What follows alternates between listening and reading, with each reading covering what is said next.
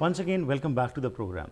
ਭਗਵਦ ਗੀਤਾ ਦਾ ਕੀ ਸਾਰ ਹੈ, ਇਸ ਵਿੱਚ ਸਾਨੂੰ ਕੀ ਸਿੱਖਣ ਦੀ ਲੋੜ ਹੈ, ਇਸ ਸੰਬੰਧ ਵਿੱਚ ਹਰ ਹਫਤੇ ਅਸੀਂ ਤੁਹਾਡੇ ਨਾਲ ਸਾਂਝ ਪਾਉਂਦੇ ਹਾਂ ਅਤੇ ਚੈਪਟਰ ਬਾਈ ਚੈਪਟਰ ਤੁਹਾਡੇ ਨਾਲ ਐਕਸਪਲੇਨੇਸ਼ਨ ਲੈ ਕੇ ਹਾਜ਼ਰ ਹੁੰਦੇ ਨੇ ਰਜਨੀ ਸ਼ਰਮਾ ਜੀ।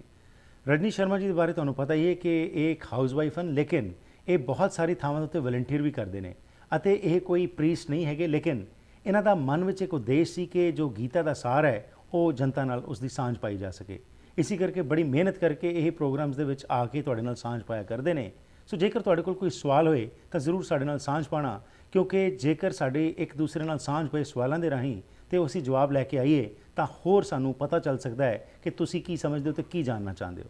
ਆਓ ਇसी ਸੰਬੰਧ ਵਿੱਚ ਤੁਹਾਨੂੰ ਮੁੜ ਤੋਂ ਲੈ ਕੇ ਚੱਲਣੇ ਇਸ ਕੜੀ ਦੇ ਵਿੱਚ ਜੋੜਦੇ ਹਾਂ ਤੇ ਰਜਨੀ ਸ਼ਰਮਾ ਜੀ ਤੋਂ ਜਾਣਕਾਰੀ ਲੈਂਦੇ ਹਾਂ ਕਿ 7ਵੇਂ ਅਧਿਆਏ ਦੇ ਵਿੱਚ ਜਿਹੜੀ ਅਸੀਂ ਗੱਲਬਾਤ ਕਰ ਰਹੇ ਸੀ, ਪਿਛਲੀ ਵਾਰ ਅਸੀਂ ਛੱਡਿਆ ਸੀ ਪ੍ਰੋਗਰਾਮ ਕਿ 3 ਗੁਣ ਜਿਹੜੇ ਹਨ ਉਹ ਰਜੋਗੁਣ ਸਤੋਗੁਣ, ਇਹਨਾਂ ਦੇ ਬਾਰੇ ਕੀ ਸਾਨੂੰ ਸਮਝਣ ਦੀ ਲੋੜ ਹੈ ਤੇ ਕਿਸ ਤਰੀਕੇ ਨਾਲ ਇਹ ਚੀਜ਼ਾਂ ਦੇ ਵਿੱਚ ਅਸੀਂ ਕੁਝ ਨੌਲੇਜ ਲੈ ਕੇ ਆਪਣੇ ਜੀਵਨ ਵਿੱਚ ਗ੍ਰਹਿਣ ਕਰ ਸਕਦੇ हैं। स्वागत करते हैं रजनी शर्मा जी का। जी जी once again welcome to the programme. Thank you जी रजनी जी। सो पिछली बार जो आपने बात की थी, ये 3 गुणों की बात कर रहे थे, तो उसको मैं चाहूँगा थोड़ा सा अच्छी तरीके से एक्सप्लेन कीजिए, है क्या इसके अंदर से, क्या हम सीख सकते हैं? देखिए, पूरी जो प्रकृति है भगवान ने बनाई वो त्रिगुणात्मक कहा उसको। उसको कहा उसमें 3 गुण होते हैं, सत्व गुण, रजोगुण और तमोगुण जी। तो थोड़ा सा अगर मैं इसका एक्सप्लेन करूं, हालांकि पूरी गुणों की जो बात है वो हम आगे करेंगे। अच्छा जी। लेकिन जो तमोगुण है वो बहुत अंधकार वाला है।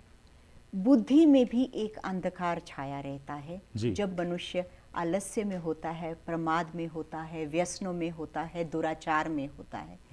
बुद्धि उसकी जो है वो तमोगुणी होती है उस वक्त।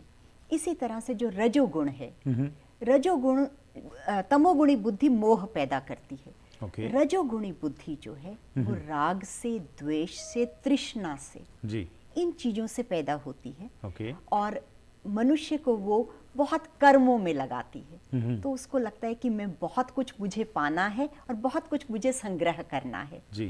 मुझे अपने को जो उसमें मान चाहिए, पोजीशन चाहिए, उसको धन चाहिए, लोभ है मन के अंदर, तो ये रजोगुण से आते हैं। और फिर है सत्व गुण जी, जिसमें मनुष्य जो है वो विवेक करता है, विचार करता है, वैराग्य उसके मन में थोड़ा आता है और वो जीवन से जो आगे की बात है उसको जानने की कोशिश करता है। उसकी बुद्धि में आस्तिकता आती है, धार्मिकता आती है, उसको सत्व बुद्धि कहा। इसी तरह से सृष्टि भी तमोगुणी, रजोगुणी और सतोगुणी है। तो अब कभी कभी हम ऐसा सोचते हैं कि जैसे ये जो तीनों भाव हैं ये अलग अलग हैं। हम ऐसे सोचते हैं ये तमोगुणी मनुष्य है, रजोगुणी है, ये सतोगुणी है, पर ऐसा नहीं है जी। ये तीनों ही गुण हर व्यक्ति में हैं। हमारे अंदर तमोगुण भी है, रजोगुण भी है और सत्वगुण भी है। हमारा कौन सा गुण कब प्रधान होता है, हम उसके कंट्रोल में आके काम करते हैं। राइट। आपको कोई भी ऐसा व्यक्ति मिलना बहुत मुश्किल है जिसके अंदर केवल तमोगुण ही तमोगुण हो, उसके अंदर बिल्कुल भी अच्छाई ना हो। या ऐसा व्यक्ति मिलना मुश्किल है जो हर वक्त काम की बात करता है जी, लेकिन वो उसको कोई भी जो है निद्रा है, आराम है, वो नहीं चाहिए जी। तो इस तरह से ये तीनों गुण मिले जुले रहते हैं। राइट। मनुष्य का कर्तव्य होना चाहिए कि वो ये सोचे कि किस तरह से मेरा तमोगुण और रजोगुण शांत हो, ताकि सत्व गुण मेरे जीवन में प्रधान हो। ठीक। लेकिन भगवान ने कहा कि ये 3 गुण तीनों प्रकृति के हैं। ठीक। आमतौर पर हम ये समझते हैं कि सत्व गुण जब आ गया और हमारी आस्तिक बुद्धि हो गई, हमारे अंदर थोड़ा धर्म का अंश आ गया, तो then we are done, we are on top of the chart. पर भगवान ने कहा कि नहीं, जो सत्व गुण है वो भी प्रकृति का हिस्सा है। राइट। सत्व गुण तुम्हें वो एक एलिजिबिलिटी देता है। जैसे हमने पिछले बार ध्यान की बात कही जी, तो हमने देखा कि जो ध्यान करने के लिए क्या रेक्विजिट्स हैं, क्या एलिजिबल है कि जो ध्यान में व्यक्ति उतर सकता है। तो जब बुद्धि में सत्व गुण प्रधान होता है तो उसको साधना करने के लिए उसके पास एक अच्छा अवसर है। राइट। लेकिन अगर वो सत्व गुण में ही बैठ जाए तो फिर वो बात आगे नहीं जाएगी। ठीक। तो भगवान ने कहा कि जो ये तीनों गुण हैं, मैं उन गुणों से पार हूँ। ठीक। लेकिन मनुष्य इन तीनों गुणों में इतना उलझा हुआ है कि वो उसके आगे की बात को सोच नहीं पाता है। राइट, ये उसको- आपने बड़ी अच्छी बात की, it's state of the mind जो आपने बात की। और ये जो तीनों गुण हैं, इनमें इंसान रोज़ हर समय जो है इन्हीं में ही अपना जो भी कर्तव्य करता है, जो भी काम करता है, उसमें डिपेंड कि कौन चीज़ हावी हुई है उस जी। पर। अगर क्रोधित हो रहा है तो उस समय जैसे आपने कहा कि तमोगुण जो है तमोगुण, जी। उसके अंदर वो फंसा हुआ है। और सात्विक अगर उसका सोच है, माइंड है, तो उस समय वो धर्म की बात कर रहा है या कुछ अच्छा कर रहा है। जी। So again it's a constant battle which everyone has to fight every day. We should learn from this. Yes, and Right. At the same time कि आपके ये हाथ में है, क्योंकि ये नेचर है, ठीक। मटेरियल नेचर है, और आप उससे अलग हैं तो आपके हाथ में जी। है। आप चाहें, देखिए हरप्रीत जी, मनुष्य जीवन सिर्फ एक अवसर है, ठीक। It's an opportunity. राइट। उसमें चाहे मनुष्य तो अपने जीवन को इतना ऊपर उठा सकता है कि वो देवता तुल्य मनुष्य बन जाए। ठीक। कोई कोई मनुष्यों का आचरण ऐसा होता है कि हम कहते हैं कि ये तो देवता है। That's right. संतों की तरह, बहुत बड़े महात्माओं की तरह उसका आचरण हो सकता है। जी। और अगर चाहे तो वो इतना नीचे गिर सकता है कि मनुष्य कहलाने के लायक भी ना रहे। सही बात। कि उसको ये भी कहने में हमें लगे कि क्या मनुष्य भी ऐसा कर सकते हैं। जी। और आजकल हम, और ये कोई बात दुर्लभ नहीं है, आज हम संसार में देखते हैं तो हर जगह इस तरह के मनुष्य हमें मिल जाते हैं जी। जो मनुष्यता का ध्यान ही नहीं है। बिल्कुल। अभी कल की घटना देखें जो बॉस्टन में हुई। जी बिल्कुल, वहाँ तो पे ये देखिए मनुष्यता तो नहीं एब्सोल्युटली, कह एक सकते तरफ तो इसे। वो इतना नीचे गिर गए हम, पर दूसरी तरफ वही जो हम बात करते हैं कि वो लोग जिन्होंने आके बाद में सेवा की और सबका जी। ध्यान रखा, वो भी वो स्टेट है ना जी, जी। है तो वही व्यक्ति। जी। एक तरफ तो कोई ऐसी घटना कर रहा है और दूसरी तरफ वही अपना समय निकाल के लोगों की सेवा कर रहा है। सेवा सो अगेन कर रहे ये जैसे आपने कहा कि कौन सी चीज़ भारू है आपके ऊपर, वही आपको ये सब कुछ करवाती है। जी। Right. और भगवान ने कहा कि तीनों गुणों में जानते हुए भी तुम सत्व गुण को बढ़ाओ। ठीक। लेकिन सत्व गुण की जब तुम्हें प्राप्ति हो जाए तो उस सत्व गुण को आधार बना के साधना में अग्रसर हो, जी। अंतर यात्रा में अग्रसर हो, फिर वो सत्व गुण जो है उसका फायदा है। ठीक। लेकिन अगर तुम सत्व गुण में ही रह जाओगे तो फिर वो जो है तुम्हारी उन्नति आगे नहीं होगी। राइट। ये कहा भगवान ने। ओके। और उन्होंने ये कहा कि ये जो तीन गुण हैं ये मेरी माया है। और उन्होंने एक्नॉलेज किया कि ये उनकी जो माया है ये बड़ी प्रबल है। संस्कृत शब्द उन्होंने यूज किया दुरत्या। दुरत्या का अर्थ होता है कि उस माया को पार करना बड़ा मुश्किल है, इट्स नॉट इजी। राइट। लेकिन कुछ लोगों के लिए ये बहुत इजी है। जी। वो कौन लोग हैं? जो भगवान को मन से उनके ऊपर श्रद्धा रखते हैं और उनका भजन करते हैं। ठीक। तो उनके लिए ये जो दुस्तर माया है जिसको पार करना मुश्किल है, वो भी इसे आसानी से पार कर जाते हैं। राइट। ऐसा कहा भगवान ने। तो इसका मतलब हुआ कि मनुष्य को हमारे अंदर श्रद्धा का जन्म कैसे हो, जी। भगवान के वचनों में विश्वास कैसे आए, तो हमें थोड़े थोड़े प्रयोग अपने जीवन में करने चाहिए। बिल्कुल, कोई शक नहीं जी, क्योंकि जो जैसे मैंने शुरू में भी कहा था कि हमारे ग्रंथों में तो इतना खजाना है, लेकिन हमने सिर्फ उसको पूजने तक सीमित कर दिया। जो लिखा गया उसको कैसे हम अपने रोज़मर्रा ज़िंदगी में अडॉप्ट करें ताकि हम भी उस लेवल पे पहुंच सके जो भगवान चाहता है हमें उस लेवल पे पहुंचने के लिए। क्योंकि भगवान तो जो है वो तो हर एक व्यक्ति को उन्होंने फ्री विल दे दी है और सबके पास ही उतनी ही अपॉर्चुनिटी जितनी कि संतों के महात्मों के पास थी। तो कौन सा रास्ता हमने चुना ये हमारे पे डिपेंड करता है। जी। राइट। तो अब भगवान ने कहा कि जो जैसे कहा कि जो श्रद्धा से मेरा भजन करते हैं जी। वो आराम से निकल जाते हैं। तो जो श्रद्धा से भजन करने वाला भक्त हुआ जी। लेकिन भक्तों की बहुत श्रेणी है। हर कोई भक्त, अब आपने देखा कई बार गुरुद्वारे भी हम जाते हैं, मंदिरों में भी जाते हैं तो अपनी एक लिस्ट लेके जाते हैं। बिल्कुल जी। कि हमें ये चाहिए जी। लेकिन भगवान ने इस चीज को भी एक्नॉलेज किया है। प्रिय जी, ही इज सो कंपैशनेट। वो कहते हैं मुझे मालूम है, अगर तुम लिस्ट लेके भी आते हो, आई नो इट। राइट। तो उन्होंने फिर आगे भक्तों की श्रेणियां बताई कि 4 तरह के भक्त होते हैं। अच्छा जी। तो एक जो भक्त है सबसे पहली तरह का वो है अर्थार्थी। तो अर्थार्थी क्या हुआ कि जिसको रुपया चाहिए, पैसा चाहिए, बिजनेस चाहिए जी। तो वो अगर उसका बिजनेस में उसको फायदा, तो वो गुरुद्वारे में भी जाके यही सोचेगा कि भगवान मेरा बिजनेस अच्छा चले, जी। मेरी नौकरी अच्छी हो, मेरे को अच्छी वाइफ मिल जाए, मेरे बच्चे मेरा कहना माने, मेरे जीवन में तरक्की हो, प्रमोशन हो। Right. पर उसकी जितनी भी जो उसकी नज़र है वो संसार में है, ठीक। वो भगवान को भी इसलिए मानता है कि उसका संसार अच्छा हो जाए। ठीक। तो भगवान ने कहा आई नो इट, कि ऐसे आते हैं भक्त जी। और जो लेकिन अंतर्जामी है ना भगवान, तो उसको तो पता है। और जैसे आपने कहा ये 4 श्रेणियां जो बनाई हैं, जिसके बारे में विस्तार में मैं चाहूँगा इस ब्रेक के बाद बात करें, तो पहली श्रेणी तो हो गई कमर्शलाइज, जिसका कि इंटरेस्ट है कि भाई मैं आपके पास आ रहा हूँ, मैं अगर मेरा ये काम हो जाएगा तो मैं इतना प्रसाद करूँगा, या मैं अखंड पाठ रखाऊंगा, या मैं हवन करवाऊंगा, तो वो कैटेगरी की बात की। लेकिन बात ये है कि उसको विश्वास है कि भगवान की सत्ता पे, हाँ, उसका यस, वो संसार में नहीं जा रहा है संसार की वस्तुओं को मांगने, वो भगवान के पास जा रहा है। ठीक, राइट। तो बाकी जो कैटेगरीज हैं इसके बारे में बात करते हैं इस ब्रेक के बाद। जी। ਘਰ ਇੱਕ ਐਸੀ ਥਾਂ ਹੁੰਦੀ ਹੈ ਜਿੱਥੇ ਹਰ ਕੋਈ ਆਪਣੀ ਨਿੱਜੀ ਜ਼ਿੰਦਗੀ ਦੇ ਸੁਨਹਿਰੀ ਪਲ ਯਾਦ ਰੱਖਦਾ ਹੈ। ਉਹ ਜਗ੍ਹਾ ਜਿੱਥੇ ਉਹ ਰਹਿੰਦਾ ਹੈ ਤੇ ਪਿਆਰ ਭਰਿਆ ਜੀਵਨ ਬਤੀਤ ਕਰਦਾ ਹੈ। ਇਹ ਗੱਲਾਂ ਤਾਂ ਹੀ ਪੂਰੀਆਂ ਹੁੰਦੀਆਂ ਨੇ ਜਦ ਕਿਸੇ ਜਗ੍ਹਾ ਨੂੰ ਸਜੇ ਹੋਏ ਘਰ 'ਚ ਬਦਲਿਆ ਜਾਵੇ। ਨਵੇਂ ਘਰਾਂ ਨੂੰ ਫਰੇਮਿੰਗ ਤੋਂ ਲੈ ਕੇ ਫਿਨਿਸ਼ਿੰਗ ਤੱਕ, ਡ੍ਰੇਪਰੀ, ਪੇਂਟਿੰਗਸ ਤੋਂ ਲੈ ਕੇ ਡੈਕੋਰੇਸ਼ਨ ਐਸੈਸਰੀਜ਼ ਤੱਕ, ਤੁਸੀਂ SK ਹੋਮ ਡਿਜ਼ਾਈਨਸ ਦੀਆਂ ਪ੍ਰੋਫੈਸ਼ਨਲ ਸਰਵਿਸਿਜ਼ ਲੈ ਕੇ ਆਪਣੇ ਸੁਪਨਿਆਂ ਦੇ ਘਰ ਨੂੰ ਹਕੀਕਤ 'ਚ ਬਦਲ ਸਕਦੇ ਹੋ। ਕੰਟੈਕਟ ਕਰੋ ਸੰਦੀਪ ਕੌਰ 6048259295।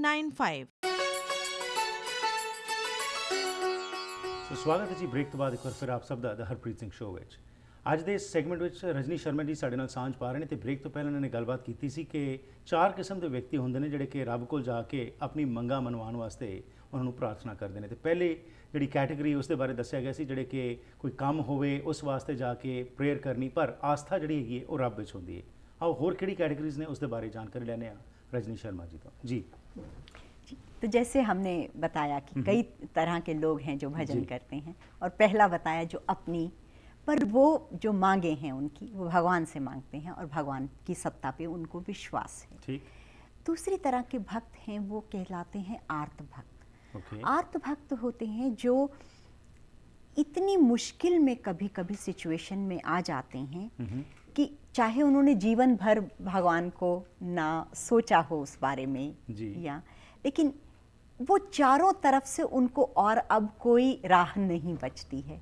मान लीजिए कि कोई एक व्यक्ति है, जीवन में उन्होंने कभी भी भगवान के बारे में नहीं सोचा है या कुछ है, और अब अचानक उनको कोई बीमारी हो गई, मान लीजिए कोई कैंसर जैसी बीमारी हो गई, 2-3 महीने बचे, तो अब उनको कुछ भी और रास्ता नहीं दिखता। उनको लगता है कि संसार की अब कोई भी चीज़, मेरा पैसा, मेरी पोजीशन, मेरा व्यक्तित्व, दूसरे कोई लोग मेरी मदद नहीं कर पाएंगे। तो उनको जो ओनली ऑप्शन बचती है वो सिर्फ भगवान। ठीक। चाहे अपनी बीमारी हो, बच्चे की हो, कभी किसी मुकदमे में फंस जाते हैं, कभी कभी कोई व्यक्ति आपने देखा कि जीवन में पहली बार उसने सोचा कि मैं कोई चोरी करूं या कोई ड्रग्स में, स्मगलिंग में, एंड सडनली ही फाइंड हिमसेल्फ और caught himself in the amidst of the circumstances कि अब उससे बाहर निकलने का कोई उपाय नहीं। तो ऐसा भक्त भगवान के पास आता है कई बार कि उसके पास ठीक है जी, राइट, कोई और ऑप्शन नहीं है, तो इसलिए चलो अब भगवान ही है, उसी के पास जाके हम मांग करें या प्रे करें, मदद करें जी। जब इस तरह से आर्त भक्त की बात याद आती है तो मुझे याद आता है कि महाभारत का युद्ध जो हुआ था उसके पहले द्रौपदी जी, वो ऐसी अवस्था में थी कि जिस वक्त उनके जो पति थे वो सारे दुर्योधन के पास अपना सब कुछ हार चुके थे, वो भरी सभा में थी और उनको अपमानित करने के लिए दुशासन और दुर्योधन वहाँ उनको लेके आए हैं खींचते हुए। कहाँ वो एक इतनी बड़ी साम्राज्ञी जिसको बोलना चाहिए, शी वॉज द क्वीन, और उसको पकड़ के वो जिस तरह से सभा में लेके आए हैं, तो उस वक्त उन्होंने देखा कि ये मेरे पति, ये राजा लोग, ये सब इस वक्त कोई मेरी मदद नहीं करेगा। इस वक्त अगर मेरी कोई मदद कर सकता है तो भगवान।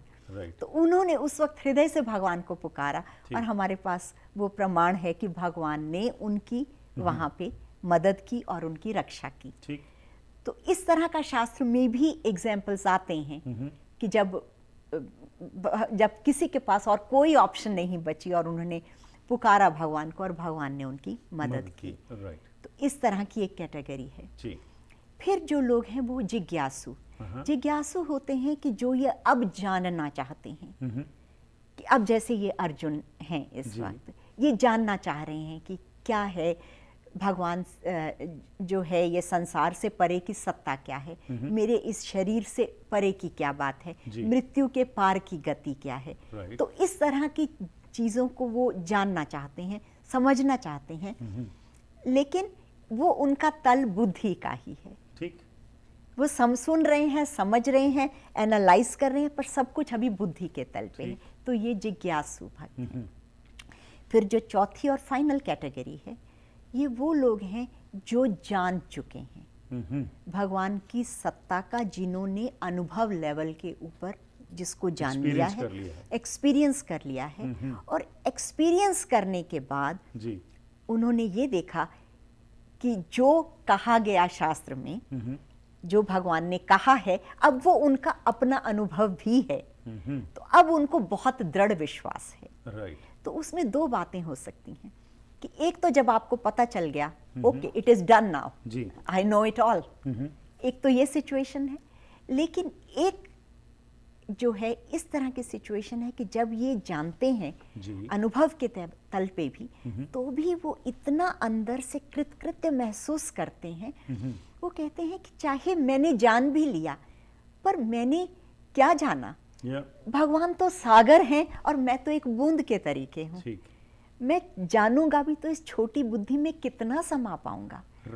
ये सोच के भगवान का और भी प्रेम से भजन करते हैं। सो निम्रता जो है वो झलकती है। ये नहीं कि कुछ ज्ञान हो गया या कुछ एक्सपीरियंस हो गया तो उससे वो समझते हैं उनको सब कुछ पता चल गया। जी, आमतौर पे यही देखा जाता है कि जब हमें थोड़ी सी नॉलेज हो जाती है तो हम समझते हैं जी हमें तो सब कुछ पता है, लेकिन ये नहीं जानते कि we do not know what we do not know. ये तो बहुत बड़ा एक समुंदर है और इसका तो एक, जैसे आपने कहा कि बूंद भर भी हमें अगर कुछ पता लग जाए तो हमें शुक्र में आना चाहिए, उसका और शुक्राने में आके उसका और चिंतन करना चाहिए। जी, तो भगवान ने कहा जो ज्ञानी भक्त हैं, जो प्रेम से मेरा भजन करते हैं, तो उन्होंने कहा वो भक्त मुझे सबसे प्रिय हैं। तो देखा जाए अगर हम इस तरह से सोचें कि ये चार भक्तों की बात कही, one after the other, they all believe in God, पर भगवान ने कहा मुझे वो सबसे प्यारे हैं। तो हमें कोशिश करनी चाहिए कि हम अपनी जो कैटेगरीज हैं वो एक से दूसरे और दूसरे से तीसरे और चौथे में वहां पे पहुंचे, बल्कि दूसरे को तो छोड़ ही दें कि भगवान ऐसी सिचुएशन ना आए हम पे। तो हम जो हैं वो ज्ञानी भक्त बन के भगवान के प्यारे बने। तो उसमें भगवान ने कहा कि जो ज्ञानी भक्त है वो तो समझो मेरा ही रूप है। मैं और ज्ञानी भक्त हम तो दो हैं ही नहीं, हम तो एक ही हैं।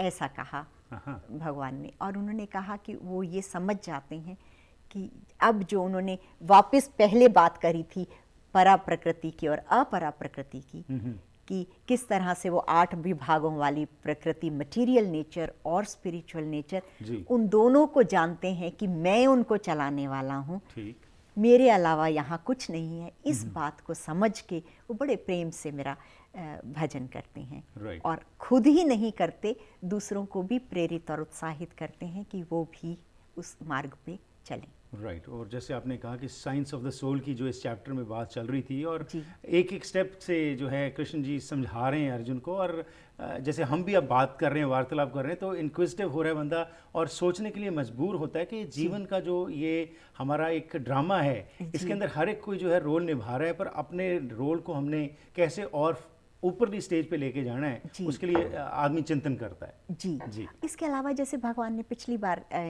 पिछले अध्याय में हमने बात कही कि दुर्लभ बताया कि rarest of rare this knowledge है, और बहुत लोग भी नहीं हैं जो इसको समझा पाएं। तो फिर यहाँ पर भगवान ने कहा कि मैं अपनी योग माया से छिपा रहता हूँ, मैं सबके सामने प्रकट नहीं होता। क्योंकि अगर वैसे तो देखा जाए भगवान प्रकट ही हैं, सूर्य उदय हो रहा है, चंद्र है, तारे हैं, मौसम बदल रहे हैं, ऋतुएं हैं, ये सब भगवान इतना प्रभावशाली, मनुष्य की क्या बात है। देखा जाए तो हर तरफ से भगवान झांक रहा है, लेकिन जिसने नहीं पहचानना वो उसको देख के भी इग्नोर कर देंगे। तो भगवान ने कहा मैं अपनी योग माया से छिपा रहता हूँ, लेकिन जब कोई ज्ञानी, कोई जिज्ञासु जब भक्त आते हैं तो मैं फिर उनके सामने प्रकट हो जाता हूँ। तो इसके अलावा जो पिछली बार उन्होंने ये बात कही कि हजारों में से कोई एक प्रयत्न करता है। जी। तो कई बार भगवान भी ये बात जानते हैं कि जो ज़्यादा मनुष्य हैं वो संसार में इतना उलझे हुए हैं जी। कि उन्हें इस तरफ की ना विश्राम है, ना फुर्सत है, ना वो मन की अवस्था है कि वो जाने। राइट।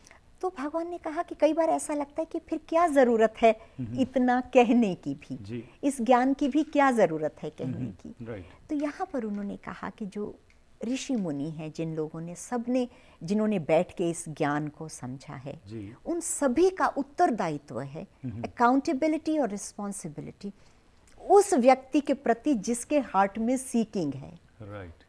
चाहे 1000 लोगों में से 990 उस चीज को ना सुने ना समझें, जी। लेकिन एक व्यक्ति जिसके अंदर लॉन्गिंग है और सीकिंग है भगवान को जानने की, भगवान ने कहा उस व्यक्ति के लिए मुझे बोलना पड़ेगा। राइट।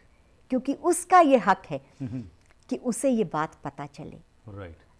असल में बात तो ये है कि हमारे हार्ट में लॉन्गिंग नहीं है। एब्सोल्युटली। और ये जो बात आपने आखिर में की है ये बहुत ज़रूरी है, क्योंकि आज समाज में जो हम देख रहे हैं और जब वार्तालाप होती है इन इश्यूज़ के ऊपर तो कहा जाता है कि क्या फ़र्क पड़ना है, इसकी क्या ज़रूरत है। जी। पर इसका यही है, हमें उद्देश्य जो मैसेज मिलता है कि नहीं, हमने अपना जो कार्य है वो करते रहना है with interest and with that longingness जिसकी आप बात कर रहे हैं। क्योंकि अगर एक भी व्यक्ति को फ़र्क पड़ गया तो मकसद पूरा हो गया। और सबसे पहले तो अपने आप में अगर वो चेंज आ गया ये सब जान के, तो ये सबसे बड़ी प्राप्ति हो जाएगी। जी। तो जो लॉन्गिंग और सीकिंग जब मनुष्य के अंदर आती है तो भगवान ने कहा कि मेरी अनमैनिफेस्टेड और मैनिफेस्टेड पावर उसकी हेल्प करती हैं ताकि वो उस जगह पे पहुंचे। तो उसको ये एक तरह से बताया भी कि अगर तुम इस रास्ते पे चलने की ठानते हो मन में तो तुम अकेले नहीं हो। राइट। हर कदम पे तुमको मेरा सहारा है, साथ होगा। ठीक। पर भगवान ने कहा कि लेकिन प्रॉब्लम कहाँ है कि ये जो डुअलिटी है, ये लाइकिंग और डिसलाइकिंग है, जो राग और द्वेष है, इनसे मनुष्य इतना ज़्यादा उलझ जाता है कि उसको ये समझ ही नहीं आती है। क्योंकि राग द्वेष जो है मन के, जो डुअलिटी है, क्योंकि माइंड जो है वो सिर्फ 2 चीज़ें सोचता है जी। Either we can do it or we can't do it. Cannot do it. Either or, neither nor. Right. Human का वो जो कॉम्प्लेक्सिटी है माइंड की, वो सिर्फ जैसे यहाँ पर भी हम बात करते हैं right brain and left brain की, right. कि वो 2 बातों के ही बारे में सोचता है, one of these. Absolutely. But we have to come out of this. Come out of it on the 3rd dimension. Right. And ये 3rd dimension जो है, इसको चाहेंगे कि अगले हफ्ते जो हमने बात करनी है उसके अंदर थोड़ा सा शुरुआत इससे करेंगे कि 3rd dimension में कैसे पहुंचना है और दैट स्टेट ऑफ इक्विलिब्रियम जिसको हम कहते हैं, इसको कैसे हम पा सकते हैं। आपका बहुत बहुत धन्यवाद समय निकाल के आप यहाँ आए और हमारे साथ बहुत ही अच्छी तरीके से, जो सरल तरीके से मैं कहूँगा कि आपने बातें करते हैं तो यकीनन तौर से जो है इसकी समझ भी आती है और आप अपना योगदान जो है वो डाल रहे हैं। Thank you very much for your time. Thank you. So आज रजनी शर्मा जी ने जिस विषय ਤੇ ਗੱਲਬਾਤ ਕੀਤੀ ਹੈ ਜੀ, ਇਹ ਚੈਪਟਰ 7 ਦੇ ਵਿੱਚ ਹੀ ਅਸੀਂ ਤੁਹਾਡੇ ਨਾਲ ਸਾਂਝ ਪਾ ਰਹੇ ਸੀ ਤੇ ਮੁੱਖ ਤੌਰ ਦੇ ਉੱਤੇ ਇਹਦੇ ਵਿੱਚ ਇਹੀ ਗੱਲ ਸਾਹਮਣੇ ਆਉਂਦੀ ਹੈਗੀ ਕਿ ਅਸੀਂ ਇਹ ਚੀਜ਼ਾਂ ਨੂੰ ਗ੍ਰਹਿਣ ਕਰ ਸਕੀਏ, ਸਮਝ ਸਕੀਏ ਅਤੇ ਉੱਤੇ ਤੁਰਨਾ ਸ਼ੁਰੂ ਕਰੀਏ। प्रोग्राम की करते हैं थे ही समाप्ति। कोई सवाल होए या कोई फीडबैक होए तो साढ़े नाल जरूर संपर्क करना 604 603 75 55 या फिर ईमेल राही harpreet@akaltv.com। ਧੰਨਵਾਦੀ ਅਸੀਂ ਆਪਣੇ ਸਪਾਂਸਰਸ ਅਤੇ ਐਡਵਰਟਾਈਜ਼ਰਸ ਦੇ ਜਿਨ੍ਹਾਂ ਦੀ ਬਦੌਲਤ ਇਹ ਪ੍ਰੋਗਰਾਮਸ ਤੁਹਾਡੇ ਤੱਕ ਪਹੁੰਚਦੇ ਨੇ। ਨਾਲ ਹੀ ਤੁਹਾਡੇ ਤੋਂ ਸਹਿਯੋਗ ਦੀ ਵੀ ਮੰਗ ਕਰਦੇ ਹਾਂ ਕਿ ਇਹਨਾਂ ਪ੍ਰੋਗਰਾਮਸ ਨੂੰ ਹੋਰ ਬਿਹਤਰ ਬਣਾਉਣ ਵਾਸਤੇ ਤੁਹਾਡੇ ਸਹਿਯੋਗ ਨਾਲ ਹੀ ਇਹ ਪ੍ਰੋਗਰਾਮਸ ਚੱਲਦੇ ਨੇ। ਐਡਵਰਟਾਈਜ਼ਮੈਂਟ ਰਾਹੀਂ ਜਾਂ ਸਪਾਂਸਰਸ਼ਿਪ ਰਾਹੀਂ ਇਸ ਪ੍ਰੋਗਰਾਮ ਦਾ ਸਾਥ ਦਿਓ। ਫਿਰ ਮੁਲਾਕਾਤ ਕਰਾਂਗੇ, ਤਦ ਤੱਕ ਗੁੱਡ ਬਾਏ।